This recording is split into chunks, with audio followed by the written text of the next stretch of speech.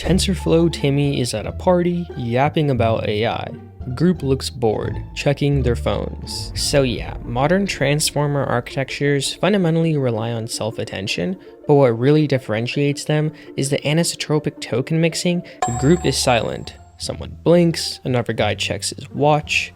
Peter steps in. Alright, here's what's actually happening. Instead of just looking at the last few words like an RNN, it checks all words at once and assigns scores. Kind of like how your brain picks up on key phrases when you skim a paragraph. The group instantly perks up, eyes light up. Someone leans in. They're fully engaged with Peter. Timmy stands there, blinking, ignored. But anisotropic token mixing. I call this the credibility curve.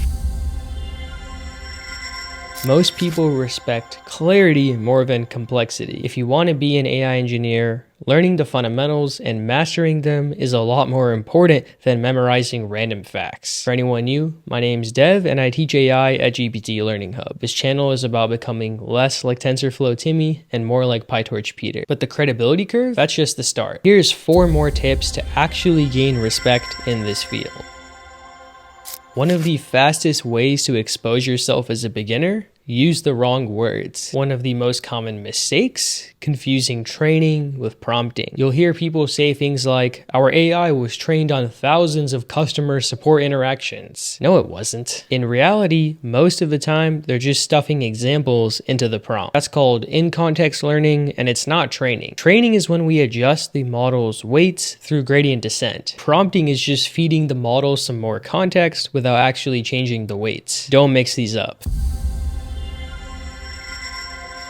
Another huge credibility booster is knowing where AI ML ideas actually come from. AI didn't start with ChatGPT. There are so many turning points, key papers, and researchers to be familiar with. Of course, Attention Is All You Need, the original Transformer paper from 2017. The Scaling Laws paper from 2020, which explained why bigger models are so much better, and so many more. If someone asks why transformers are so much better than other models, and you actually reference Attention Is All You Need, that's going to sound much better than saying, "I don't know, bro, bigger models are better." You'll instantly appear more credible. Just make sure you actually read the paper at some point and not just reference the title.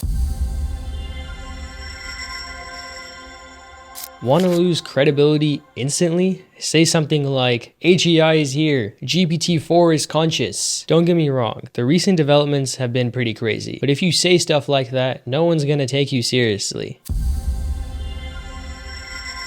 And finally, the ultimate credibility booster: actually knowing what goes on under the hood. You don't need a PhD, but you should at least understand the following core concepts: softmax and cross-entropy loss, gradient descent, and of course the attention mechanism. You don't need to be able to derive every equation from scratch, but you should know what's going on when you use a top library like PyTorch. Put another way, you don't have to train GPT-5, but if you can code up even a toy transformer, you'll instantly separate yourself from 90% of people who just know the buzzwords. Okay, check out my video on the top 5 AI ML papers to instantly become a Chad like Peter. The video goes over 5 papers that are absolutely crucial to this field. Of course, don't be a TensorFlow Timmy.